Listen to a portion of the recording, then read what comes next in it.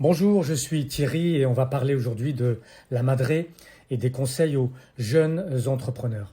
La Madré, c'est ton guide gratuit indispensable pour faciliter tes démarches et construire ton avenir. Aujourd'hui, en ce lundi, débute la semaine mondiale de l'entrepreneuriat pour donner des moyens d'action aux entrepreneurs naissants et à ceux qui se heurtent à des obstacles qu'on appelle systémiques pour créer et développer leur propre entreprise. Cette année d'ailleurs, parmi les 4 thèmes qui sont mis à l'honneur, 2 nous touchent particulièrement, l'éducation et l'inclusion. Chez la Madré, on croit dur comme fer que l'âge et le manque d'expérience ne doivent pas nécessairement constituer un obstacle insurmontable. Et comme on le fait naturellement, notre mission c'est de donner des informations tangibles, utiles et actionnables. Donc voici les 10 conseils de la Madré pour les jeunes entrepreneurs. Premier conseil, crois en toi et en ton produit. Tu dois avoir une profonde confiance en toi-même et en ton produit. Parce qu'à un stade aussi précoce et vulnérable de ton activité, il est très facile de se laisser influencer par les autres, par les proches, et en particulier par ceux qui sont considérés comme des experts dans le domaine, dans ton domaine. Tu as sûrement une idée à laquelle personne n'a pensé auparavant, ou en tout cas un angle de solution auquel personne n'a pensé auparavant, y compris les experts, et tu dois donc protéger ton idée contre les opinions des autres. Tu es sûr que dans ton parcours, on va t'inciter à ne pas poursuivre cette idée, les haters, les négativistes, ou on va te répéter que tu ne pourras pas l'accomplir parce que personne d'autre ne l'a fait avant. Mais tout cela ne doit jamais t'arrêter. Garde la confiance. Conseil numéro 2, concentre-toi sur l'apprentissage de ton métier. N'oublie pas que chaque inconvénient n'est rien d'autre qu'un avantage déguisé. Si tu n'es pas pris au sérieux parce que tu es jeune et que tu apparais comme novice, ne te focalise pas sur le respect que les anciens doivent t'apporter. Au lieu de cela, concentre-toi sur l'apprentissage de ton métier, de ta niche, de ton écosystème, de manière la plus approfondie possible. Et bien évidemment, pose des questions aux autres. Le reste viendra tout seul, avec le temps, automatiquement. Conseil numéro 3, développe ton leadership intellectuel.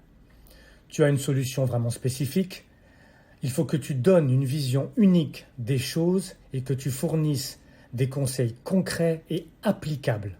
C'est le no bullshit, comme on dit. C'est pourquoi je te recommande de démontrer ton expertise en utilisant du contenu. Produis des vidéos plus ou moins courtes. Tu peux faire de la rédaction d'articles sur des sites web de qualité, ou même tu peux écrire afin d'augmenter sur LinkedIn ton nombre d'adeptes en proposant un contenu très précis et toujours fascinant. Travaille sur ton personal business branding. Conseil numéro 4, écoute plus que tu ne parles. La frontière, elle est très mince entre la confiance nécessaire et l'arrogance, et tu dois comprendre cette simple différence parce que souvent l'excès de confiance engendre une arrogance et un manque de respect pour les autres. Essaye d'écouter plus que de parler parce que tu le verras très vite, écouter quelqu'un avec toute son attention est un bon moyen de lui témoigner du respect. Lorsque je suis assis dans une réunion d'équipe ou face à d'autres entrepreneurs expérimentés, j'essaye toujours d'être la dernière personne à partager des idées parce que cette technique simple et très brillante a été adoptée par des centaines de personnes influentes. C'est assez simple. Lorsque tu écoutes les gens, lors d'une réunion, lors d'un échange plus ou moins formel, tu disposes d'un contexte parce que tu prends le temps de les écouter, plus large pour toute question que tu pourras poser, et cela te permet de voir le sujet ou le problème sous un angle assez large, et tu pourras comme ça ressortir intelligent et gagner le respect. Conseil numéro 5, deviens le meilleur dans ce que tu fais. Continue à aller de l'avant, évidemment, mais tout en t'assurant que tu es le meilleur dans ce que tu prépares, dans ce que tu réalises. Parce qu'un bon mot voyage plus lentement qu'un mauvais. Alors, après du temps et de la persévérance, tu commenceras à te faire un nom comme étant le meilleur dans ton domaine. Et à ce moment-là, ton âge ou ton arrivée dans un business, dans un écosystème, dans une niche n'aura plus d'importance. Sois de premier ordre dans tes services et dans ce que tu offres à tes utilisateurs, à ta clientèle, et assure-toi toujours que ta parole est plus importante que ta signature. Conseil numéro 6, laisse transparaître ta passion. Créer et posséder une entreprise est difficile, mais si tu laisses ta passion briller, les clients, les investisseurs, tes partenaires, ils le verront et ils réagiront positivement. Tu ne peux pas t'attendre à ce que les gens soient passionnés par ta boîte, ton projet, si tu ne l'es pas toi-même, si tu ne le montres pas. Conseil numéro 7, trouve un équilibre entre confiance et humilité. L'une des choses les plus importantes quand tu débutes en tant qu'entrepreneur, quand tu commences à montrer ta boîte, à la mettre en place ou à proposer ton projet, l'une des choses les plus importantes, c'est d'être à l'aise avec toi-même. Assure-toi d'avoir confiance en qui tu es et en ce que tu as à offrir. Puis, tout en étant confiant, sois ouvert à ce sujet. Tu n'as pas besoin d'être un arriviste ou de rechercher constamment l'approbation. Mais si tu peux trouver cet équilibre entre confiance et humilité, alors les gens te respecteront et te prendront beaucoup plus au sérieux. Conseil numéro 8 de la Madré, résous un problème que personne d'autre n'a résolu. Je te conseille de mettre au défi les business établis, les leaders en place dans ton domaine pour t'aider à prouver ta valeur. Si tu peux leur montrer qu'avec ta solution, ton système, ton mécanisme, ton offre, tu es tout aussi capable et compétent qu'eux, ils n'auront d'autre choix que de te prendre au sérieux. Une façon d'y parvenir pour ça, c'est justement de trouver un problème et de le résoudre, un problème donc qu'ils n'ont pas réussi, et donc de le résoudre et de proposer ta solution. Et donc en démontrant tes compétences et tes capacités, tu prouveras que tu n'es pas à sous-estimer. Donc débarque et n'aie donc pas peur de te défendre et de montrer à l'écosystème dans lequel tu vas évoluer que tu es une force avec laquelle il faut compter. Conseil numéro 9, concentre-toi plutôt sur tes clients ou tes futurs utilisateurs. Je répète, concentre-toi sur tes clients ou tes utilisateurs. Ce qui aide au début, c'est de t'en tenir au premier principe de la gestion d'une entreprise.